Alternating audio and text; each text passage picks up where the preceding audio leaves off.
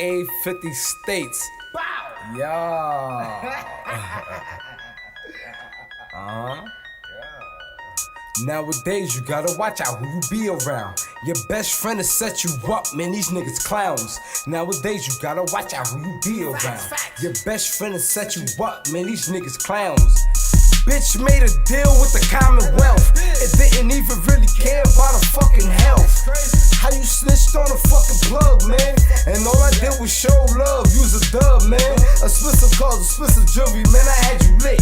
While you was on back page trying to get a trick. Before I came down this bitch, you was fucking crying. Talking about you lost your job and about to lose your car.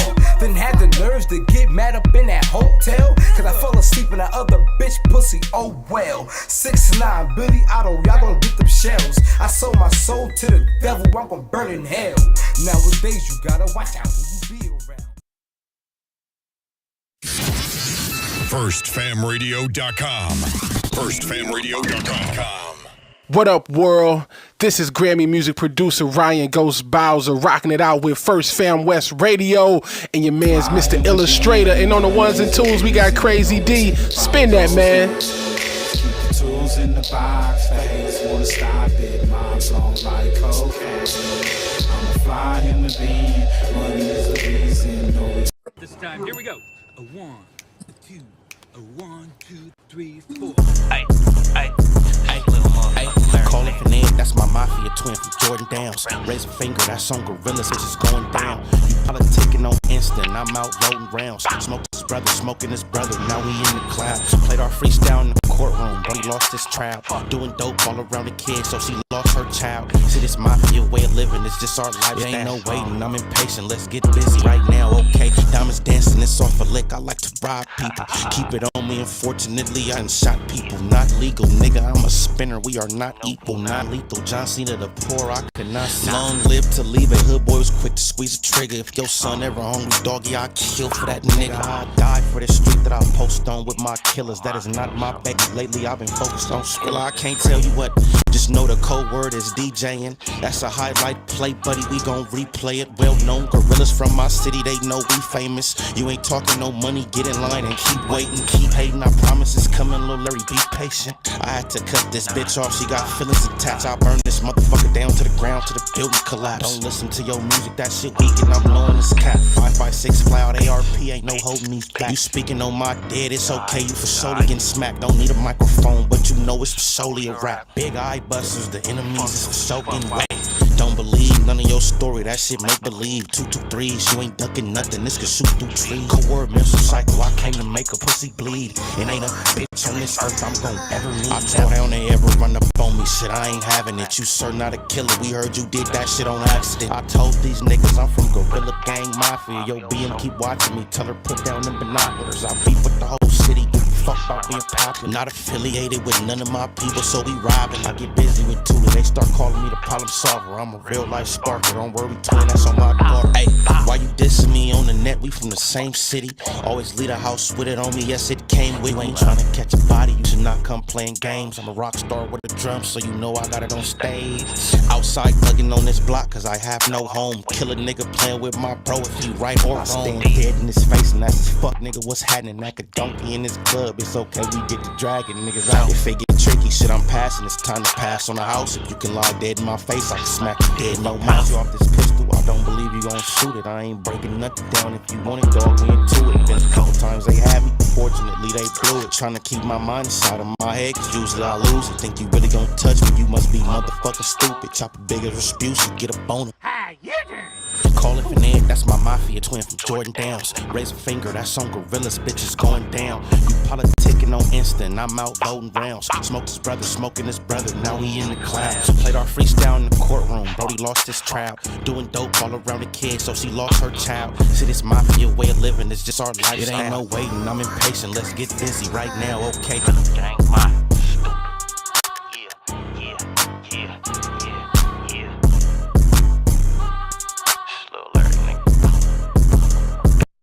Hey, this nigga said I can't beat everybody up. Can't do that. I told that nigga, well, fuck it, I'll blow a nigga logo off his hat. Hey, AV, I'm out this motherfucker. 4 extra. Hey, please slap that bitch. What up, niggas? They done let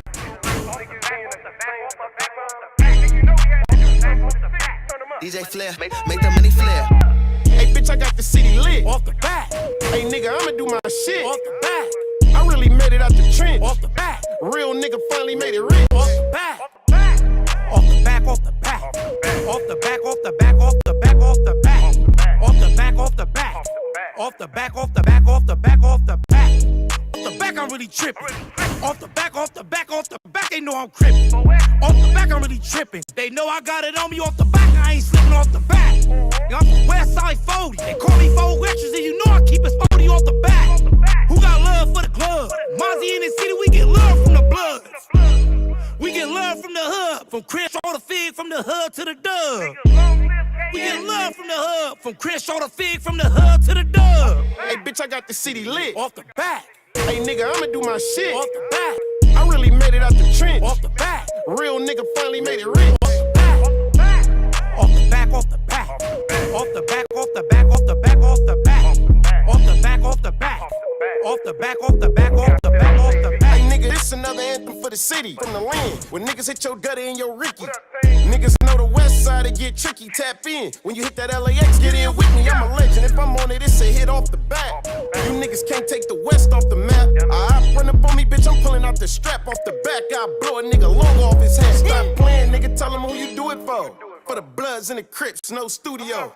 Don't talk down on me, don't step in my lane. Bitch, they call me Big Captain, put respect on my name. Hey, bitch, I got the city lit. Off the back, Hey, nigga, I'ma do my shit. off the back, I really made it out the trench. off the back, Real nigga finally made it off rich. the back, off the back, off the back, off the back, off the back, off the back, off the back, off the back, off the back, off the back, off the back, off the back, off the back. Hey, Tremble, true story, chose me, but what you finna do for me? Bitch, I need it off the back. Every time I see her, I'ma pop it. When I bump her, she gon' sock it to my pocket. Hold on, even know. It's a little too graphic off the back. What's up, man? Hope everybody in good spirits. It's Friday. So I can't play that, man. YouTube be tripping and shit off the back. Got a little too explicit. just showing left cheeks.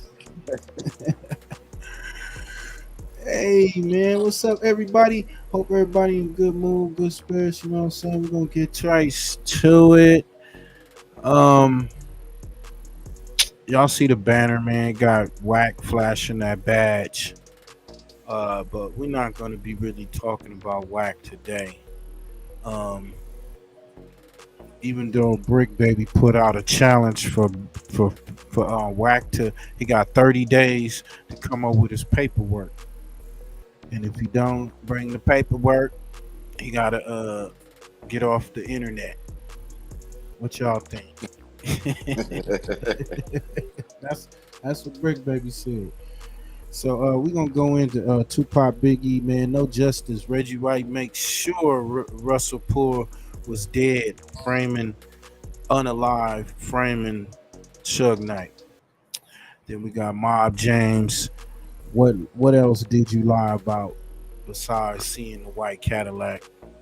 And we got Choke No Joke, who breaks down the Quad Studio situation and how this beef all started. So we're gonna get into that. And then we got emergency of HK City, Hoover's versus HK City Hoods. No peace in LA, man. If y'all don't know, LA is on fire.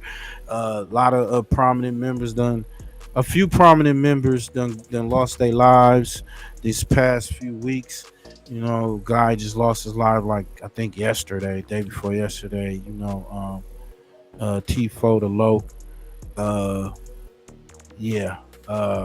Condolences to his family. It's crazy, man. You can't even go get no smoke. You gotta watch where you go get your tree at nowadays. Sheesh. So yeah, let's get into Choke No Joke. Hey, this is brought to you by the Jungle Boys. The Jungle Boys. Make sure y'all go follow them on Instagram. The Hustle Boys. Go make sure you follow the Hustle Boys on Instagram. You trying to get some of that good premium smoke concentrates all the good flower strains you want. If you indica, sativa, they got it. And they got those cards for you, man, for the low. You're out here on the Inland Empire and y'all trying to get, you're trying to get baked. Fuck with them. Go follow them on Instagram. And let's get to this triple joke.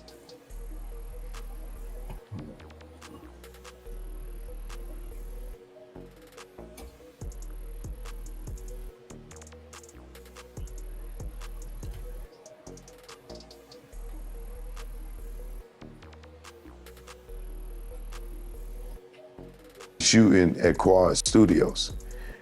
Diddy never mentions Jimmy Henchman, right? So, I don't know. Could you kind of put that on? It seemed like you angle it like Reggie as an orchestrator, but where does Diddy fit in that equation then? Because people are trying to assume that he is connected to Tupac's assassination. All right. First and foremost, let me say my points and views are speculation, right? This is just all through research, and my points and views is not the points and views of Comedy Hype, all right? First and foremost, let me say that, right? So, Reggie, I believe, is involved because let's take it back to Diddy, right? Mm-hmm. More recently, there's a rapper, or a former rapper, I don't even know if he's a rapper anymore, but a guy named Little Sean did an interview recently, and that brought up more of Diddy's involvement to me, right? Okay. The Quad Studios session, right? Where Tupac got shot, right? I believe that that's where the ultimate ending in Vegas, I think that this is the origin. Connected? Yes. Okay. Right? Why I say that is this, right? I watched this interview with Lil Sean more recently, and when he talked about it, the Quad shooting, this time he left blanks. He didn't want to mention Diddy name, and he didn't want to mention Jimmy Henchman name, okay. Right? Which was odd to me because when he left those blanks, I went and did research, and I went through all his interviews. I found his original interview with Combat Jack, where he names everybody, right? And the more recent one, he's just talking about, I got too much respect for these dudes. I don't want to mention their names. They my big brother. I'm like, damn, who he talking about? So I go research, boom, find the Combat Jack joint. He giving all up, right? The blanks that was missing was Diddy and Jimmy Henchman, right? So now here's what happens. If you go look at the Vibe interview with Diddy, or MTV interview, sorry, with Biggie and Puff sitting on the couch. You know that one, right? Okay, yeah. They are questioned about the shooting at Quad Studios.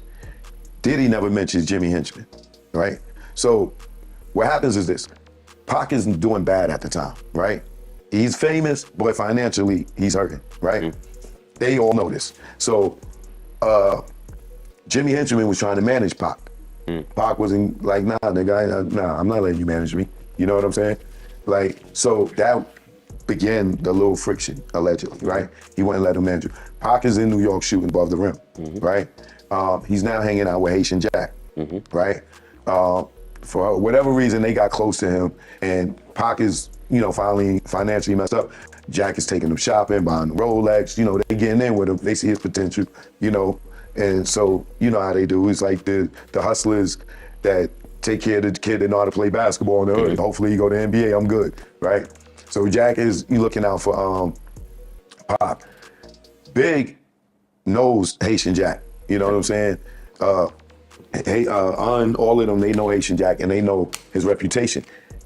Big go and tell Pac, yo, you don't be hanging with these niggas ain't right. Like, you know what I'm saying? Pac go back and tell. So Big was trying to warn him. Big was like, yeah, I know these niggas in the hood, man. They no good. They said Pac ran back and told Haitian Jack, and they robbed Biggie for that. So Haitian Jack, what Big said, and Big gets robbed. Fast forward. A Ellie, I'm doing your hair so beautifully. Does that mean you forgive me? I'll try. I mean, you were only... Jimmy Henchman has an argument for whatever reason with Pac on the phone, right? Now, Lance Rivera tells this story, and they on the phone, they say Pac arguing with a dude because Jimmy wanted Pac to do a verse for Lil Sean. Pac said, yo, I'll do it for 7 bands, right? So he go to Ron G house, he do Ron G mixtape for free, but he charging these dudes, right? So Jimmy Henchman calls Pac, or one of his boys called Pac, whoever, to set up the session, right? Now, this falls on the tail of the rape case, right? Lil Sean, Jack, and Pac hang out, right? Now, Lil Sean said when he met Pac, they never even had no conversation. They rode in the car together. They went to a spot, Nels or whatever. They hung out, whatever, right? That's where Pac got head from the girl on the dance floor. That's where he met the girl, Ayanna Jackson, or whatever, right? But Lil Sean is saying that him and Pac never had no friction, no interaction yet. They never had no interaction for them to be doing no song, and they don't even make the same type of music for him to be doing the song with him, right? So Lil Sean, so Jimmy and Pac have this phone call where they threatening each other. Yo, nigga, I'll kill you according to Un, right? So when Pac get off the phone, they ask Pac, yo, who you was talking to like that? And he's like, some nigga named Jimmy Henchman. And they like, Jimmy Henchman? Nigga, you crazy? Like, yo, Jimmy Henchman, like, yo, I do to kill you. You like, yo, we gotta get guns, like, right? So this all according to Un, right? So now Pac and them go to the studio. He said, Pac, like, yo, so what, we need guns or whatever? Like, yeah, nigga, we need guns, whatever. So Jimmy called and like, yo, I got your money, whatever, show up to the studio, allegedly, right? So when Pac is coming to the studio, right? Now here's where Puff comes in at, right? Pac is coming to the studio. While Pac is coming to the studio, Puff finds out that Biggie and them is having a session, a Junior Mafia session. Now, allegedly, Puff don't know about this session, and remember, Biggie is screwing Puff over because he got a publishing deal with Diddy, right? But Big is writing all Junior Mafia, Lil Kim, everything, but he telling Puff they writing their own because he's in the publishing deal with Diddy, right? This is what I think ultimately why Big got killed, because he was robbing Puff, right? I heard that. We'll get to that, right? So, yo, what up, Larry, man? When Pac is coming to the studio What's happening, bro? to do the verse for Lil Sean. Oh man, you just in time, man. We about to go. We going into this. We starting off with the Pac, and then we gonna go into the shit. LA on fire situation. Okay, perfect. Yeah, I just got to the crib. I'm chilling, smoking, drinking, man. Let's go, man. I miss y'all niggas, man. Yeah, man. It's so, but man, you back in the fold. We need your opinion, man, because you come, you're a little younger with the generation, so you are, you right Hell there. Yeah. You know what I'm Hell saying? yeah. Facts, man. So we got Choke No Joke revealing what happened in Quad Studios, and he breaking down like everything, who was there, who was in the studio, how Pac saw the situation, and what led to Biggie getting moped out as well as Pac. Okay. I'm familiar with this nigga too. I'll be seeing him on these little podcasts and shit. So I know this dude right here. He a pretty solid dude. His word is solid. We're gonna get into that then. We got No Justice, Reggie White, goofy ass, Pork Butt. We're gonna get into that. Then we got Miles James. They saying he lied about seeing the white Cadillac. So Oh my old clown ass nigga, man. Okay. Yeah. I'm sick of that nigga. When he see Little C's on the balcony, he like, yo, Pac, what up? He's assuming that Big and them is upstairs in the session that he's going to do the verse. Right? This is why he blamed Big and them in the beginning. Right? So when he comes around the corner, the dudes who we know who they are now, they in front of the quad, hats low, whatever. Pac and them go in, right? When they go in, the whole robbery happened. I ain't got to recap that whole thing, right? But after the shooting and everything, Pac and them get on the elevator. When they go upstairs, They don't go to Big Session, right? Now, what people don't know is Puff didn't know about Big Session. Somebody called him and told him that they was up there, right? Now, Jimmy Hinchman's upstairs waiting for Pac to come up. Them niggas was just beefing. Nigga, I can't, right? Puff is upstairs with Jimmy Hinchman. I mean, to pay back Jimmy Hinchman and do getting ready to bust in on Biggie and them, little secret ass session. Wow. But Puff ain't going in there by himself. He going with Jimmy. But before that can happen, going with the altercation with Pac happens downstairs. Right. So when Pac get on the elevator, come upstairs, and the elevator open, Puff is in there with Jimmy. Not only is Puff in there with Jimmy, Andre Harrell's in there because Pac, Andre Harrell been taking Pac out, you know, to lunch and stuff and dinner and stuff, trying to get ready to give him a job on New York Undercover, because they telling Andre that Pac is hurting for money. So he like, yo, I'm gonna give you a recurring role. So he's there to meet Pac to talk to him about the New York Undercover. While Puff is there, I don't know, right? While Jimmy is there, we already know they was just beefing, right? So Pac come in, he shot, right? When he go to sit down and shit, he can stand back up because he shot himself in the nuts, right? So he like looking around, what's going on, right? So they call the police. Yeah, they said that he shot himself in the nuts. I don't know if that's true. What, in the elevator? Is he talking about in the elevator? Yeah. I heard that story before, though. I heard that story before. I have. Something like when the robbers, Pac had guns and he had a gun in his waistband. Yeah, so they was trying to. Yeah, I don't understand how you shoot yourself in the neck. Yeah. So It's they trying to possible, say he but- shot. He's trying to say they was Nigga, wrestling that from the gun. was a feeble hand touching the gun. Because think about it, Big like Stern was good, bro.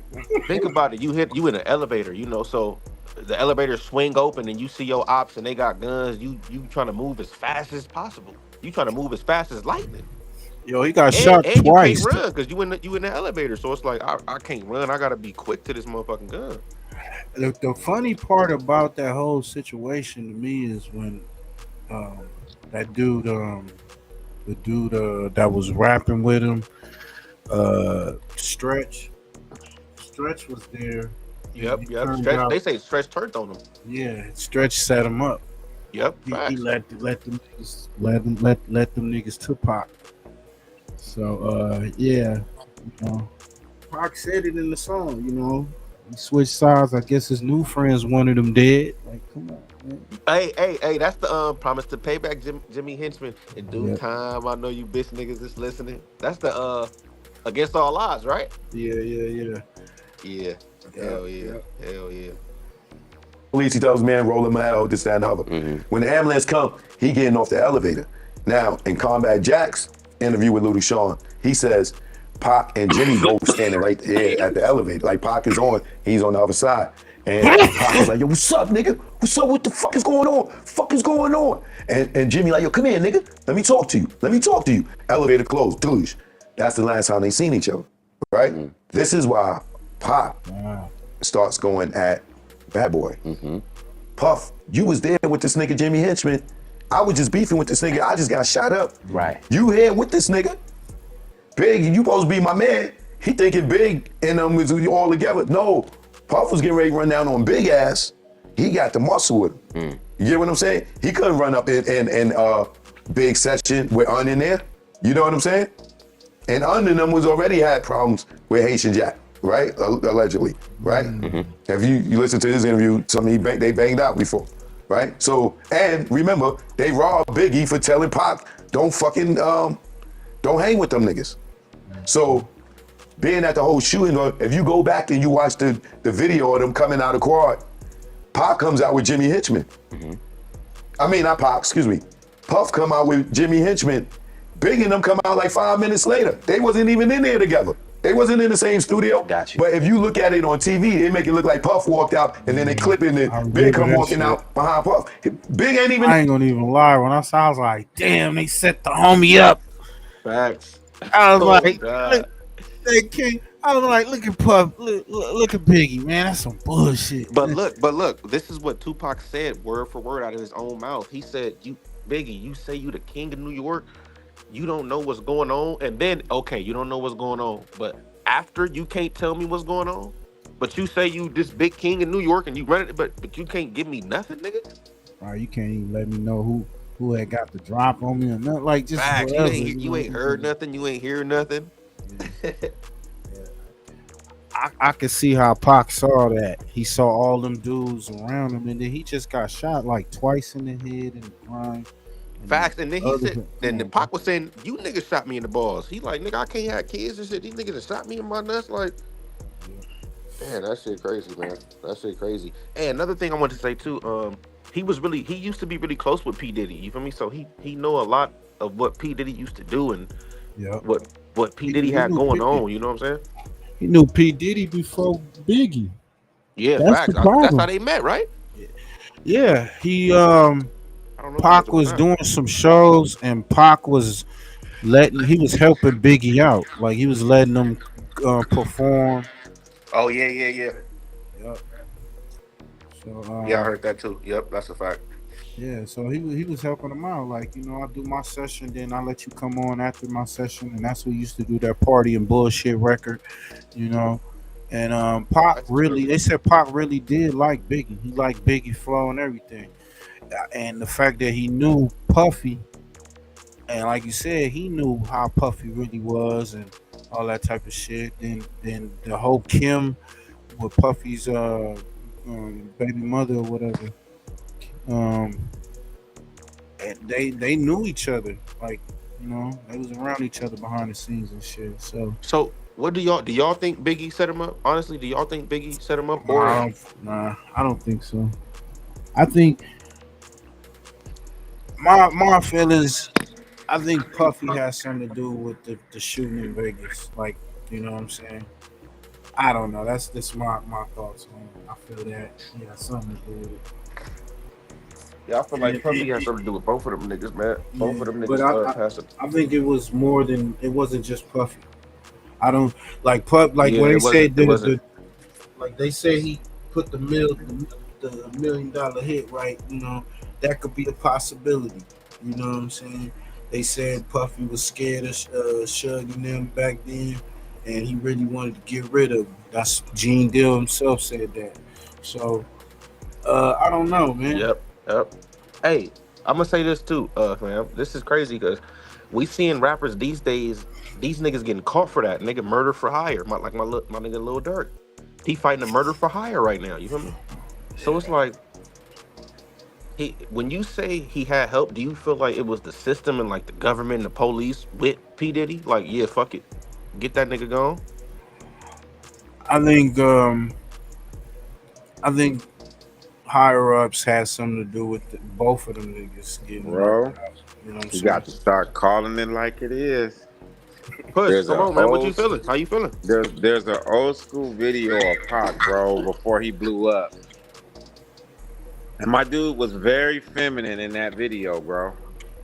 And you would have never thought that he was a hardcore dude. So what's the odds of him being feminine, going to the same school as Jada Smith or Jada Pinkett? You see what I'm saying? I'm saying that Pac is a plant, bro. That's what I'm saying. Okay. He's a plant. He's someone that they put in the system, bro, to do a certain thing. And I think that, he took that shit to heart. But I remember haywire, dude, before he blew up, before he was with Digital Underground, dude was extra feminine. He wasn't like that hardcore person like that. Bro, why do you use the word feminine? Why do you use that? That's I put it like different, this. Bro. No. Let's put it like this. When you see Pac's demeanor, that demeanor that you see with Pac doesn't get cut on in 1 year. Normally, you're that way when you're a kid, bro. You're that way when you grow up. You're that way. You just don't cut on like that. So, yeah, that video right there, you would have to see it. And then you will come back and be like, damn, okay, Pac when he's 14, 15, 16, 17. I'm saying that ain't a nigga who was going to beat anybody up. How do you look? Pac died at 25, bro. So we ain't talking about 10 years like you became a hard nigga in 10 years. You know, I'm just being 100. I'm not saying my nigga didn't make good Okay. music or anything Hell like yeah. that.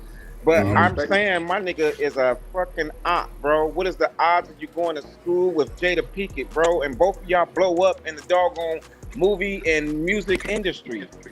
That's Well, not on they accident. both went to the same That's not same on college or accident. whatnot. The But same That's just technical like school. I seen a picture, bro, with Dave Who else Chappelle went as a there? baby Um, on Sugar Way on what's his name, Muhammad Ali's chest, bro. Dave Chappelle as a baby was being hugged by Muhammad Ali. So what I'm saying, Dave Chappelle ain't even a walk on dude from out of nowhere.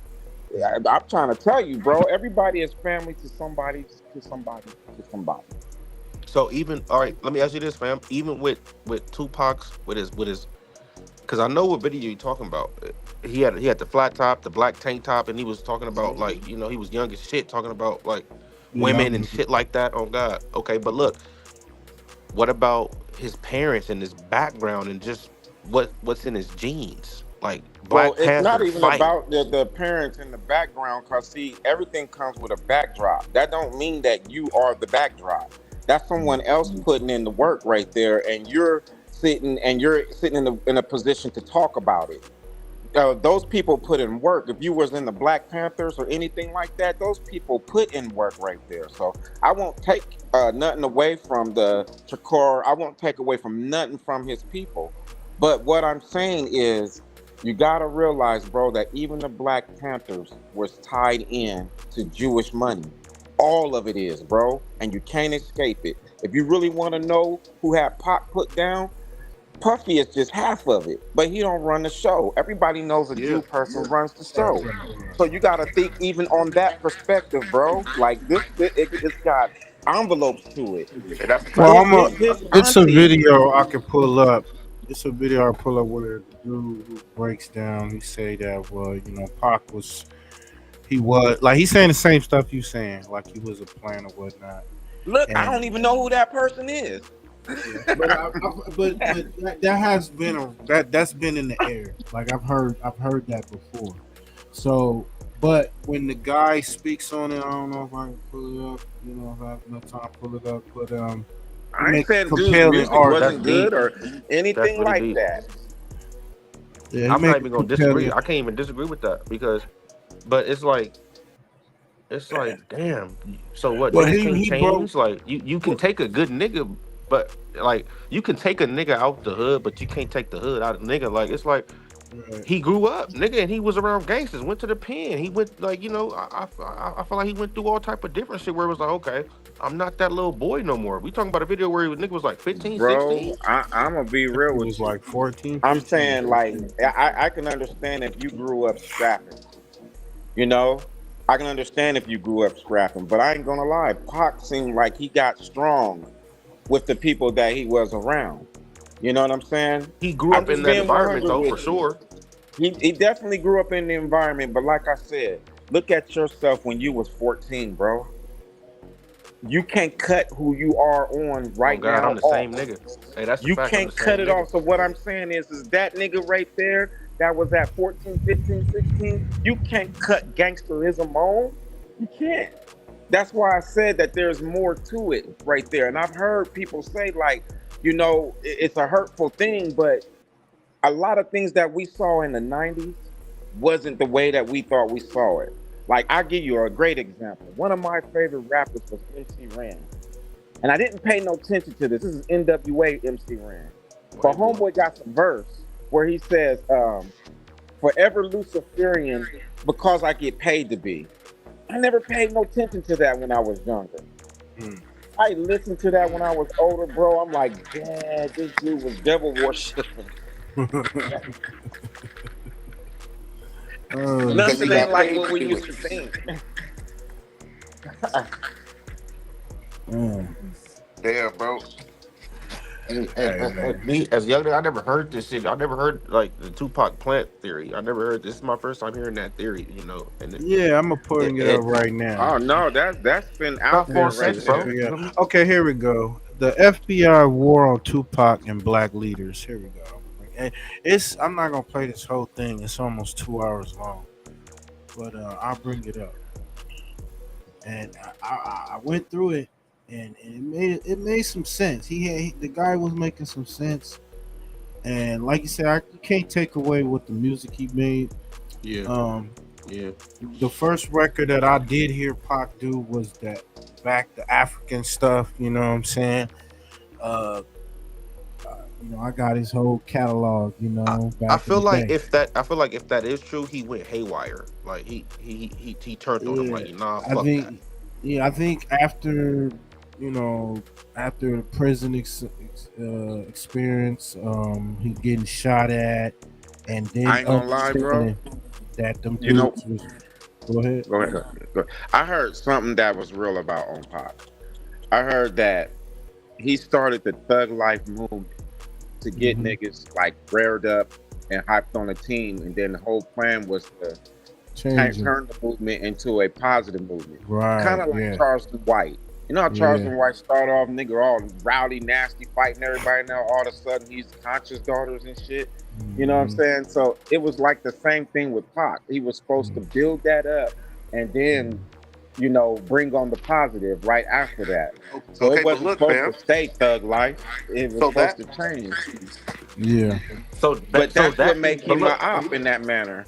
but look, and also that goes against the theory you just brought up. Because if you're a plant, you know that's impossible. We're not gonna No, let no, you do bro. that. That's what I'm saying. They had him doing that. That is an industry plan. Like literally in 1990, bro, they had a meeting literally about how to lock black people up using hip hop music. Literally, how to lock black people up. So I'm saying, bro, it's But the hard to result isn't imagine it positive. in your mind.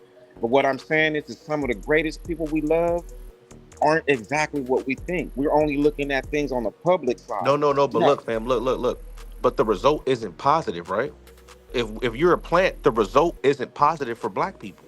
Well, I put it like this: it depends on what you are playing about. Cause see, the thing is I love pop, but if I be realistic, my nigga, that was a bad thing. Thug life was a So bad he thing was to not a push on our plant to black be people, positive. bro. So I'm. Tupac was not a plant to be positive.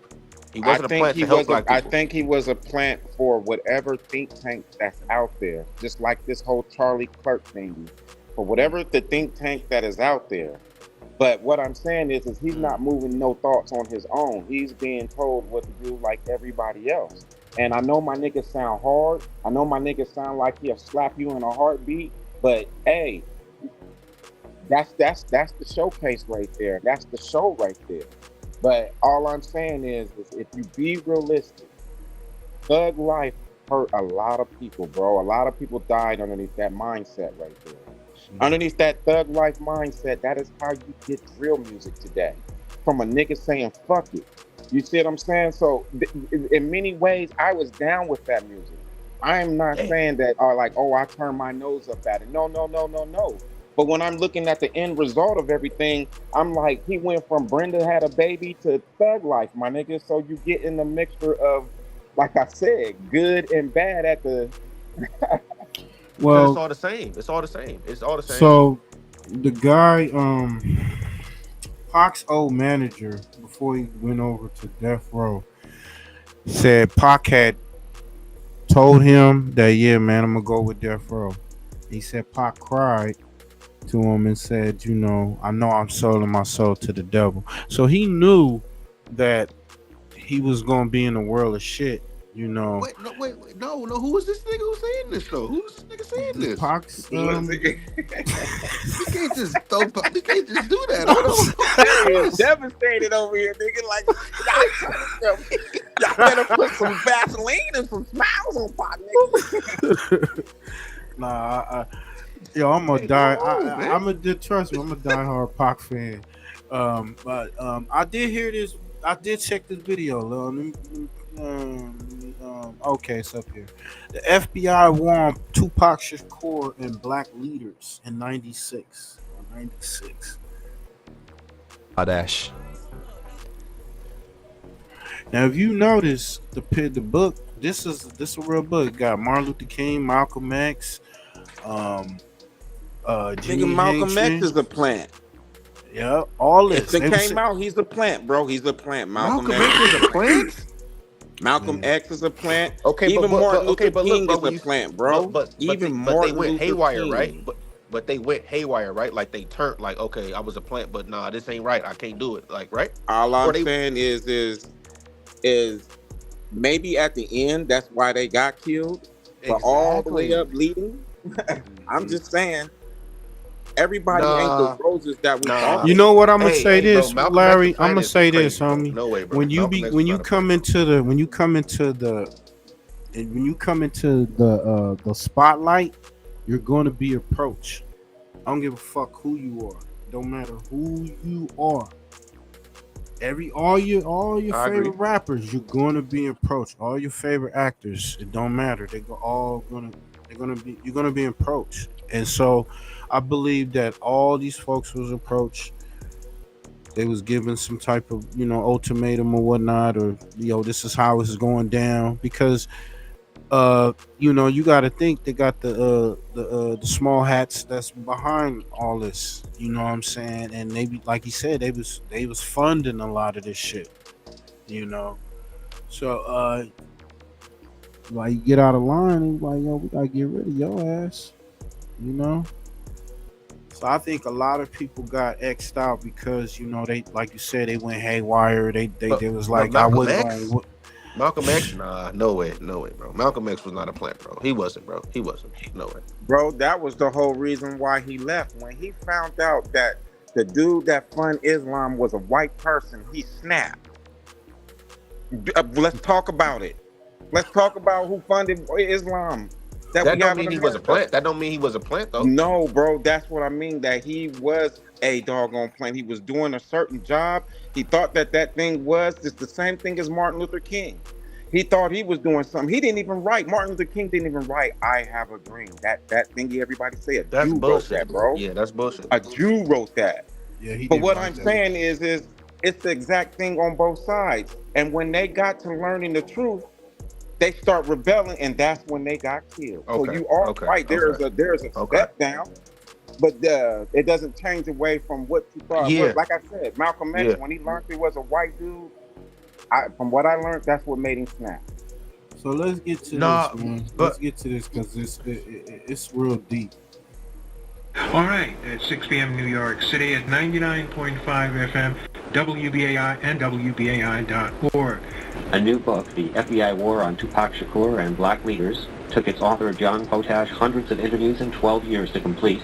Potash argues the FBI and police intelligence used similar tactics and personnel to target Tupac as they had his Black Panther parents. And finally tonight, did a special unit of the FBI orchestrate the murder of rap artist Tupac Shakur? Does new evidence support how U.S. intelligence targeted Martin Luther King Jr., Malcolm X, the Black Panthers, Jimi Hendrix, Bob Marley, rappers, and linked ethnic leftists? Potash will be at 2 book signings this weekend following a sellout in Harlem 2 months ago. WBAI's Evening News asked him what he hopes people will learn from his book. We're going to be offering a book and DVD. The book is The FBI War on Tupac Shakur and Black Leaders by John Potash, and the DVD of the same name is going to be offered. The book can be yours for a pledge of $80. Forward for the book. Ever wondered what your home looks like from space? Enter your address and get a 360-degree satellite view. To which former journalist turned top political prisoner Mumia Abu-Jamal contributed. Regarding the Freedom of Information Act, this author paid for what was incidentally said to be over 4,000 pages in Tupac Shakur's FBI file. Here's the Department of Justice letter verifying that payment for these pages. The Department of Justice alleged reasons of national security for only sending 99 pages. Nonetheless, the other collected research and thousands of pages of mostly mainstream newspaper and magazine articles, as well as close to 100 research books and videos, substantiate the theme of this book. The collected research shows that a review of U.S. intelligence's targeting of the Shakur family offers a window into the targeting of key leftist black and ethnic leaders for over 4 decades. Similar tactics and personnel that were used against both conventional leftist leaders, such as Martin Luther King Jr. and Robert F. Kennedy, were used against more grassroots leaders, such as Malcolm X, Huey Newton, and other Panther leaders. Similar tactics and personnel were also used against leftist musicians, ranging from Harry Belafonte and Jimi Hendrix to Bob Marley and political rap artists. Tupac Shakur's leftist legacy started with his mother, Afeni Shakur, a one-time Black Panther leader of the Harlem, New York chapter. She had married Harlem Black Panther chapter founder Lumumba Shakur. Lumumba's father, Sayuddin Alba Shakur, had been a close associate of Malcolm X. Lumumba, his brother Zaid, and their adopted brother Matulu had joined Malcolm X's Organization of Afro-American Unity shortly before Malcolm X's assassination. Malcolm X had formed this group as an American connection to an organization formed by independent African leaders, the Organization of African Unity. Malcolm X was the only American that these African leaders allowed to attend their meetings. Malcolm X warned these African leaders about the racism of America's top corporation owners and their likely desire to take advantage of the leaders to gain cheap access to their minerals, oil, and other resources. This led the African leaders to reconsider $100 million deals with these exploitative companies, which was a leading motive to the company owners possibly ordering Malcolm X's assassination. That nigga was stopping money. What the fuck? It was stopping money, yeah. Oh shit. He's like, yeah, man. Huey Newton and Bobby Seale had organized with groups working with the Revolutionary Action Movement, or RAM, in 1966. RAM had started a Black Panther Party in Philadelphia, New York, and then Los Angeles. Maxwell Stanford, seen here, and Herman Ferguson started RAM. They used the Panther symbol that Stokely Carmichael had used for his Lowndes County, Mississippi Freedom Party. Carmichael and H. Rap Brown headed the Student Nonviolent Coordinating Committee, or SNCC, which acted as the student arm of Martin Luther King's group. By October of 1966, Huey Newton and Bobby Seale decided to start their own new group, the Black Panther Party for Self-Defense, in Oakland, California. They wanted to differentiate themselves from RAM's Black Panther Party by using more militant means of defending themselves and other blacks against rampant police brutality. They brought guns and law books to scenes of police beating on blacks. They read the rights of the victims and legally pointed guns at the officers to make them stop. Governor Ronald Reagan ended up changing the law because of them. They also developed a 10-point plan that involved free healthcare for all, free and black-centered education for all, amongst other ideas to fix society's ills. They further enacted these plans by attaining contributions from neighborhood businesses to fund the free breakfast programs and health centers they started.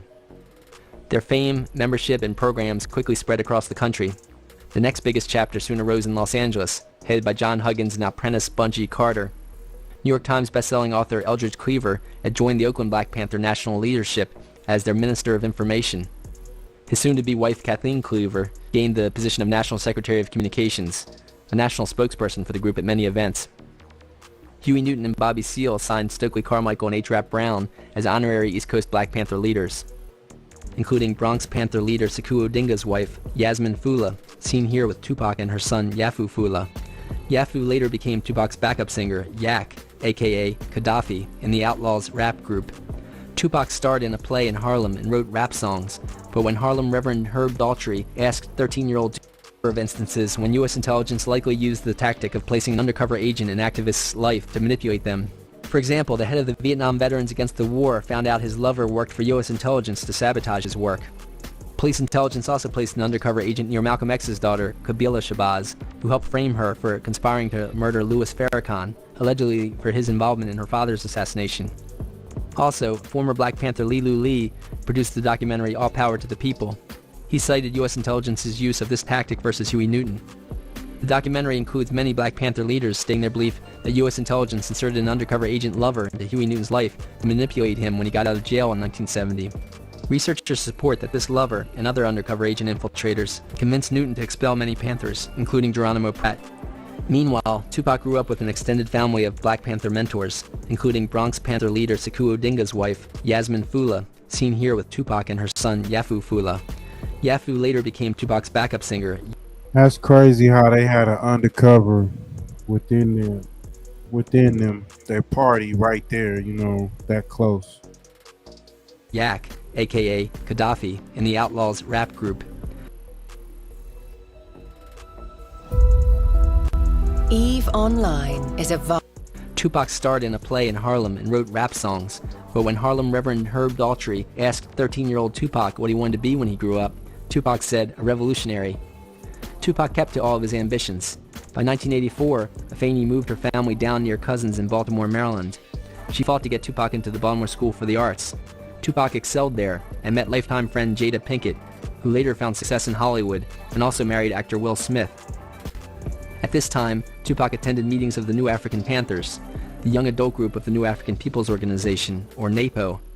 One of Tupac's lifetime mentors, former Ram-based LA Black Panther, no Watani gang members Tayahimba, around was a Pac co-founding right now. national security director of NAPO. Say it again? I said there's no gang members around Pac right now. No. No gang members, bro. No.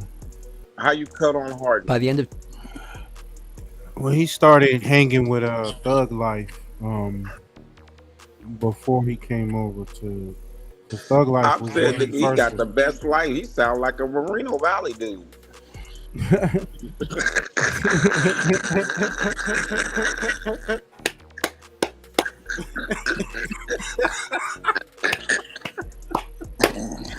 Oh shit!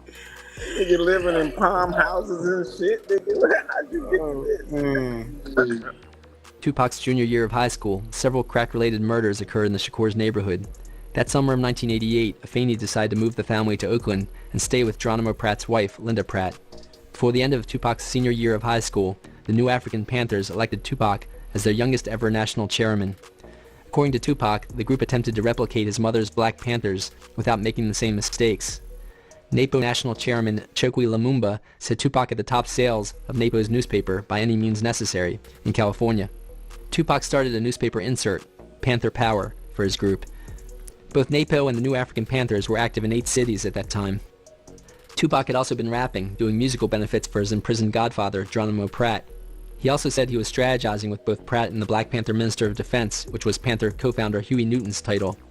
Authorities had imprisoned Newton on a small charge in 1988 and incidentally put him in prison with Pratt at San Quentin.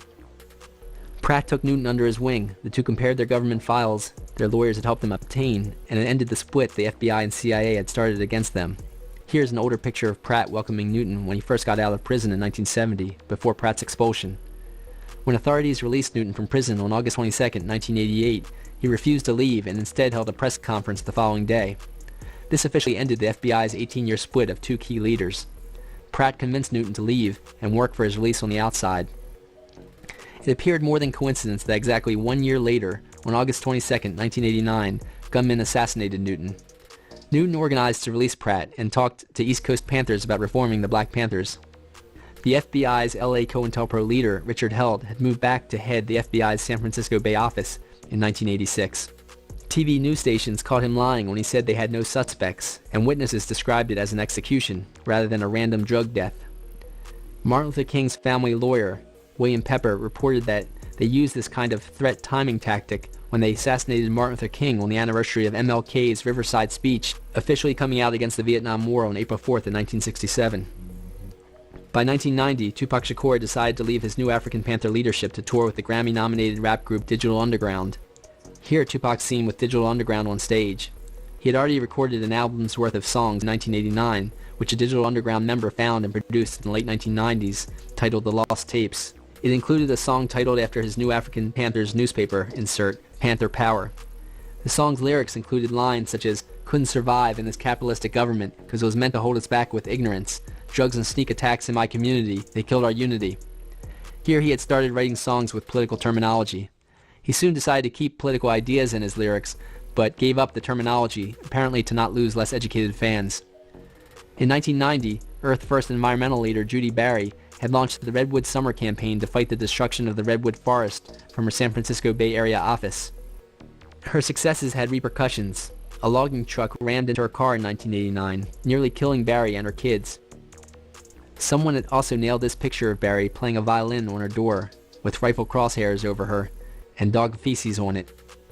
Researchers stated that this was a known U.S. intelligence warning tactic. In 1990, a bomb went off under her car seat. She was paralyzed and died within another 6 years.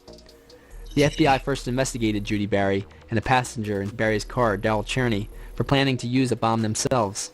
After much protest, the FBI said they were looking for the perpetrator. Barry, known as Queen of the Quip, began to realize the FBI's corrupt attacks on protesters. At a news conference, she told the press, "I hope the FBI find their man, and when they do, I hope they fire him." Barry and Earth First filed a lawsuit against FBI Area Chief Richard Held and key police leaders. The suit eventually gained enough powerful support that it forced Richard Held into an early retirement in 1993. Okay, if there's one AI site builder you need to meet, it's this dope tech from Wix. In the years before Held's retirement, several key attacks occurred on Tupac Shakur as he broke into the music world, leading Tupac to say, "I never had a record until I made a record." As Tupac's fame and wealth increased, promising more power and money behind his radical political agenda, the complexity of the attacks on him increased. First, Tupac landed a solo record deal for Tupacalypse Now that resulted in a worldwide MTV video release in October of 1991. Within several days, Oakland police stopped Tupac for jaywalking. As described in these official legal claim pages, police banged his head into a curb and choked him unconscious. News articles have reported at least 2 other cases where suspects have died in police hands from those same police actions. Tupac had already hired his New African People's Organization mentor, Watani Tayahimba, to work as his business manager.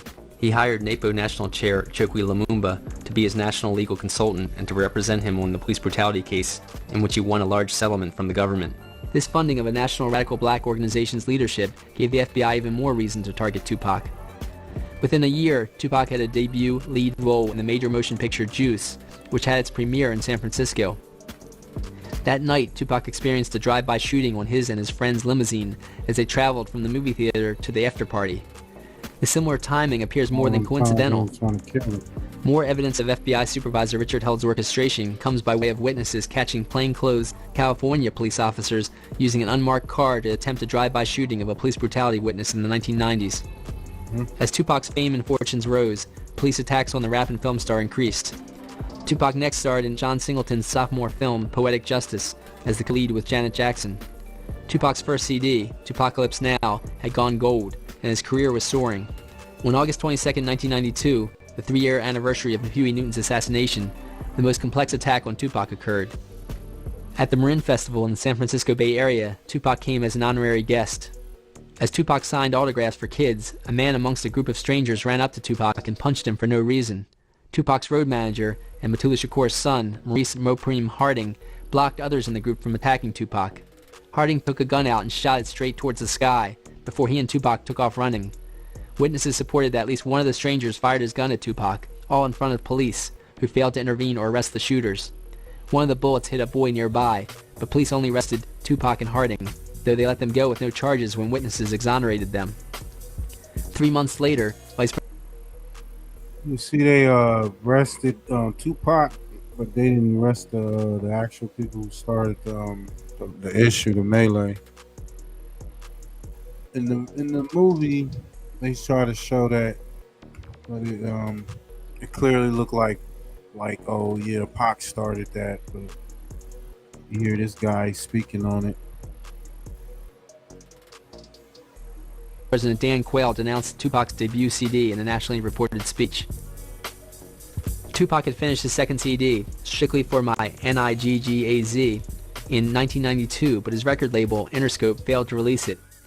Tupac used this variation on the N-word as an acronym for Never Ignorant Getting Goals Accomplished in an attempt to reverse its negativity. Time Warner had a 25% stake in Interscope Records, and after Tupacalypse Now went gold, Time Warner bought another 25% share, gaining a dominant voice in the company. They then refused to release Tupac's second CD for another year. As the largest media company in the world, both Time and Warner had a history of supporting Republican candidates and conservative causes.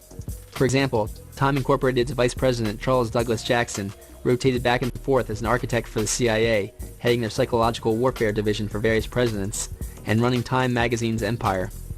British editor Francis Stoner Saunders, whose book The Cultural Cold War is seen here, went through C.D. Jackson's letters, which showed that he ran many of these operations through Time's magazines. These operations included targeting black musicians. This suggests that Time Warner refused to release Tupac's second CD because it made fun of President Bush and Vice President Quayle several times, and the presidential elections came up in November. Time Warner also censored many of Tupac's radical songs and videos for that CD.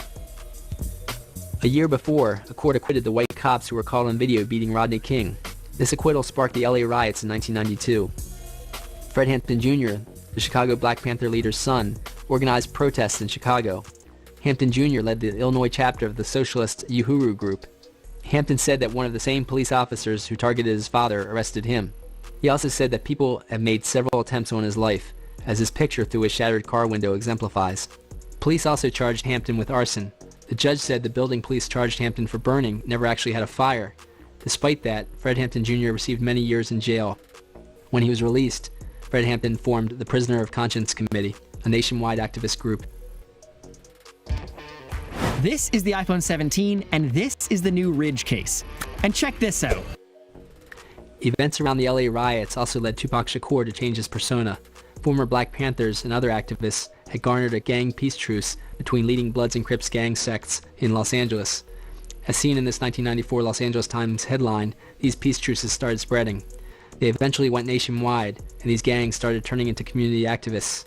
For example, one Crip leader talked at a conference sponsored by a black socialist group called Panther in England.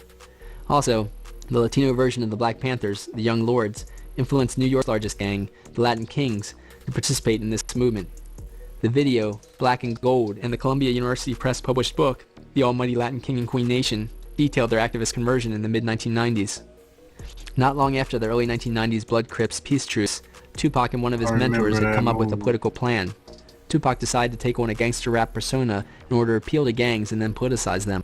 They eventually went nationwide, and these gangs started turning into community activists. For example, one Crip leader talked at a conference sponsored by a black socialist group called Panther in England. Also, the Latino version of the Black Panthers, the Young Lords, influenced New York's largest gang, the Latin Kings, to participate in this movement. The video, Black and Gold, and the Columbia University Press published book, The Almighty Latin King and Queen Nation, detailed their activist conversion in the mid-1990s. Not long after the early 1990s Blood Crips peace truce, Tupac and one of his mentors had come up with a political plan. Tupac decided to take on a gangster rap persona in order to appeal to gangs and then politicize them. He did this as part of the peace truce movement, participating in the Bloods Crips peace truce picnic and other events. Tupac called this the Thug Life Plan.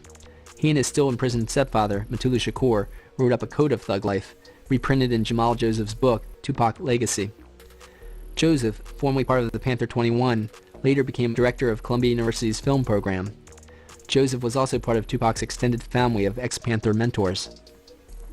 The Code of Thug Life tried to lessen the harm gangs did to their communities. Mutulu eventually brokered a peace truce between the Blood and Crips gangs and the nationwide federal prison system. Tupac's Thug Life plan also attempted to politicize more rappers. Trying to spread the wealth, he formed a temporary rap group called Thug Life that put out a CD in 1994. Mutulu's son, Maurice Mopreme Harding, rapped in the Thug Life group.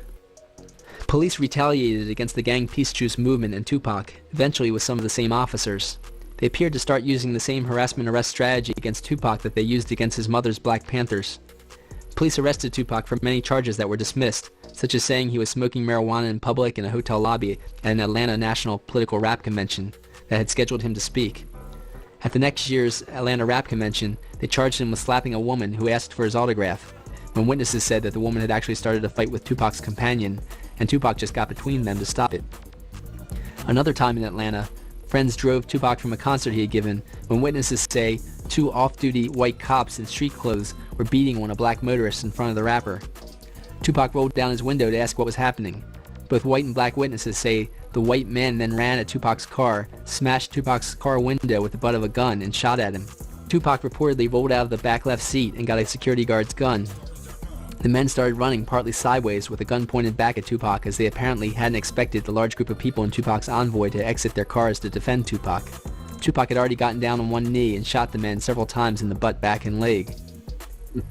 The state used several excuses for dropping their legal case against Tupac for this shooting.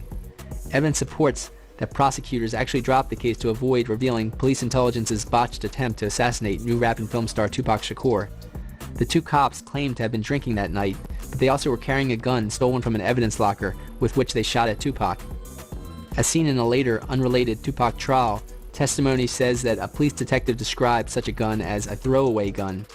He reported that police use such a gun to drop in someone else's hand or get rid of when they kill someone and don't want the murder weapon traced back to them. Yo, that's crazy. We're gonna stop it right there.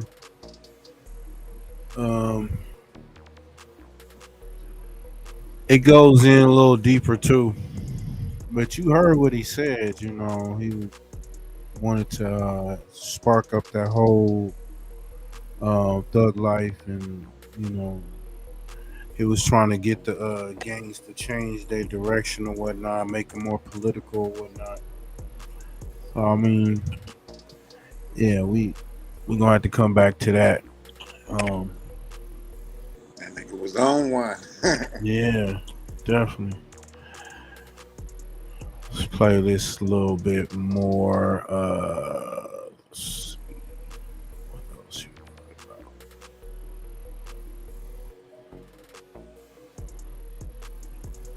That's the truth.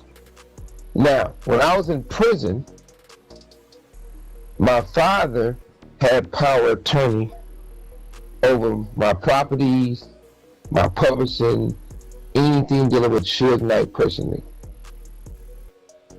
And he signed his name. Mr.ILL. That wrecked ship? You can sneak through this hidden entrance to trigger a combat dungeon.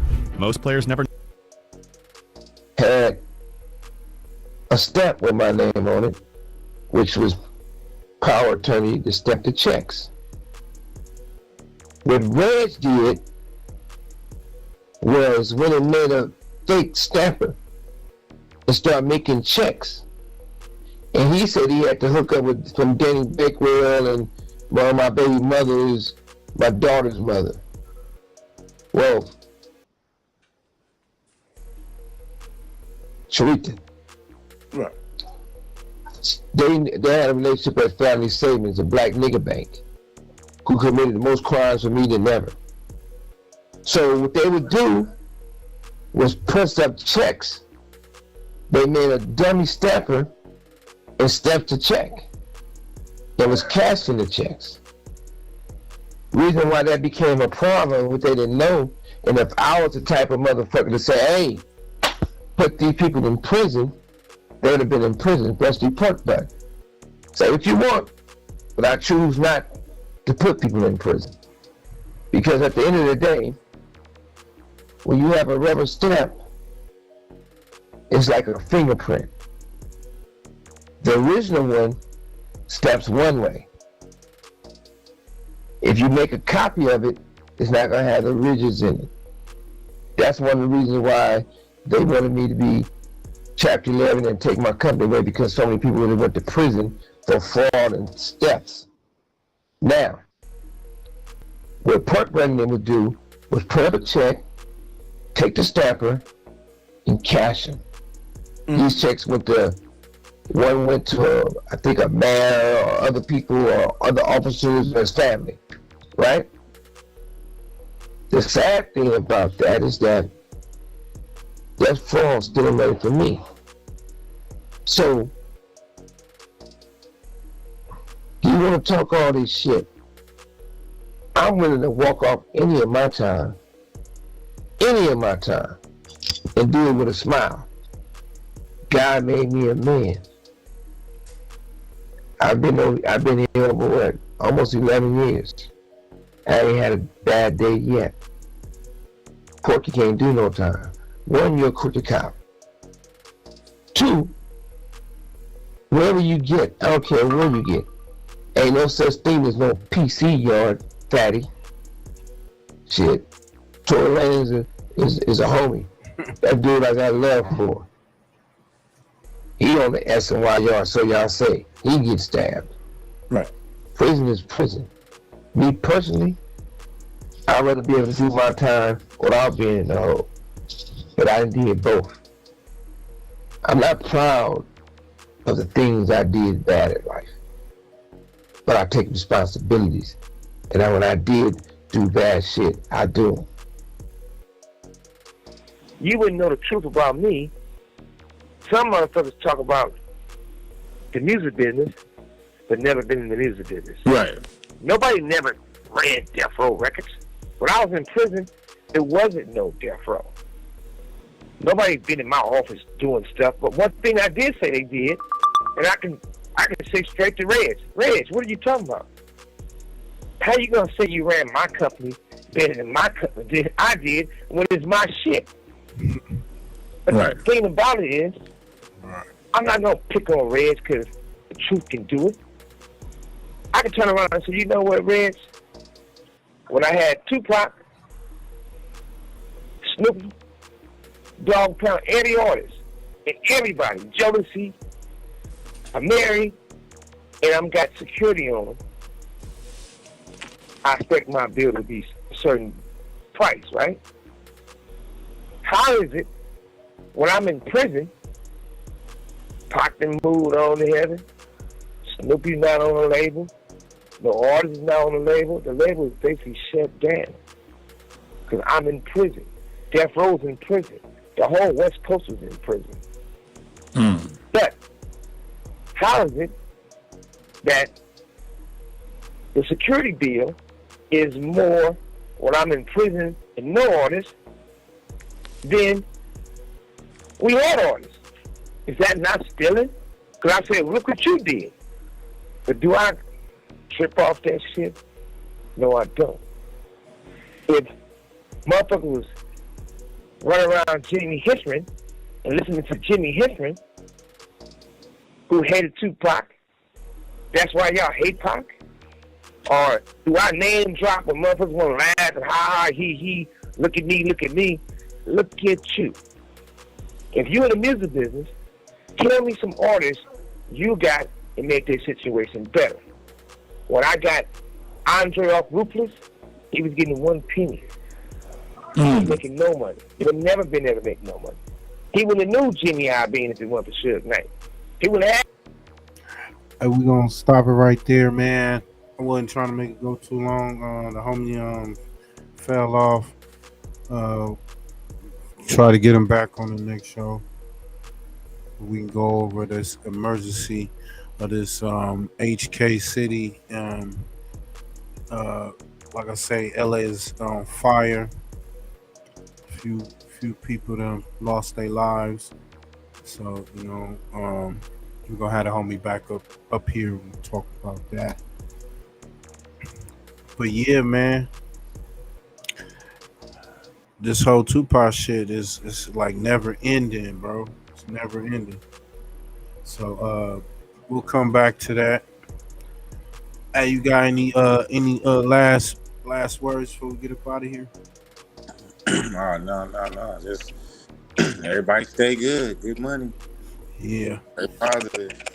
Yeah, man. Y'all enjoy y'all weekend, man. The homie just dropped, I think, another joint on Push You Push. About to be another one in about an hour dropping. Okay, so y'all go to his channel, go check that out, and his website. I'm gonna try to get him on tomorrow so we can go over the last one that dropped. Cause we were supposed to go over that, so I'm gonna try to get him on here. But yeah, man, y'all enjoy yourself. Be safe out there. We gone.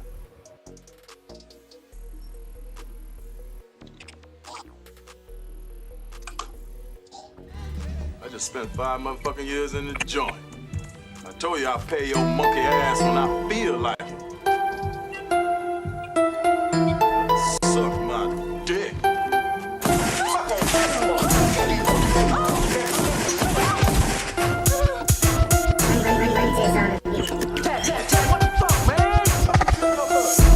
If you ain't gang, you can't hang with us. I only kick it with savage niggas and real killers. Put me in, coach. I'm trying to slide too. Trey trying to slide too. Look, if you ain't gang, you can't hang with us. I only kick it with savage niggas and real killers. Put me in, coach. I'm trying to slide too. Trey trying to slide too. Real criminals. I'm going ape shit. Slide through the middies in a bucket. I'm trying to tape shit. 455s. I hate slaves cause I'm racist. 600 gangs, so I'm shooting where his face is. Hawking they down with this polo like Jason. Trey mass murder, genocide with the cases. Hand me slappy dappy, I'm geeking, I'm trying to blab shit. Hop out on the phone, they water, I'm trying to slap. And when they sign me, I'ma drop a bomb on Western. And when they sign me, I'ma drop a bomb on Western. If you ain't gang, you can't hang with us. I only kick it with savage niggas and real killers. Put me in, coach, I'm trying to slide too. Trey trying to slide too. If you ain't gang, you can't hang with us. I only kick it with savage niggas and real killers. Put me in, coach, I'm trying to slide too. Trey trying to slide too. Bitch, I'm a nigga in the snotties, all that extra, you can keep that. And fuck that small talking, I'ma tell you, crib, I need that. This 40 got that bowling, when I crack it, make you lean back. My niggas gang banging, H hats and some T hats. I'm for official. You not sagging, you go get your issue. Niggas say they trophies, but the niggas scared to crack a pistol. Knock him out and make him run, it's ain't not official. Catch you in the snotties on Grimies, and I'ma have to get you. The gang nigga, the orange hats and orange strings. When you sagging, keep a thing, stay low if you don't bang, nigga. I heard he snitch and whip it out and let that thing hit him. You gon' get the same if you sagging if you ain't with us. Look, if you ain't gang, you can't hang with us. I only kick it with savage niggas and real killers. Put me in, coach. I'm trying to slide through. Trey trying to slide through. If you ain't gang, you can't hang with us. I only kick it with savage niggas and real killers. Put me in, coach. I'm trying to slide through. Trey trying to slide through. 1, 2, 3, 4. Ay, little mug. Call it an egg, that's my mafia twin from Jordan Downs. Raise a finger, that's on gorillas, bitches going down. You politicking instant, I'm out rolling rounds.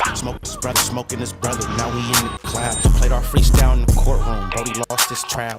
Doing dope all around the kid, so she lost her child. See, this mafia way of living, it's just our lifestyle. It ain't no waiting, I'm impatient, let's get busy right now, okay? Diamonds dancing, it's off a lick, I like to rob people. Keep it on me, unfortunately, I done shot people. Not legal, nigga, I'm a spinner, we are not equal. Non-lethal, John Cena the poor, I could not see. Long live to leave, a hood boy was quick to squeeze the trigger. If your son ever hungry, doggy, I kill for that nigga. I die for the street that I post on with my killers. That is not my baby. Lately I've been focused on Skrilla. I can't tell you what, just know the code word is DJing. That's a highlight play, buddy, we gon' replay it. Well known gorillas from my city, they know we famous.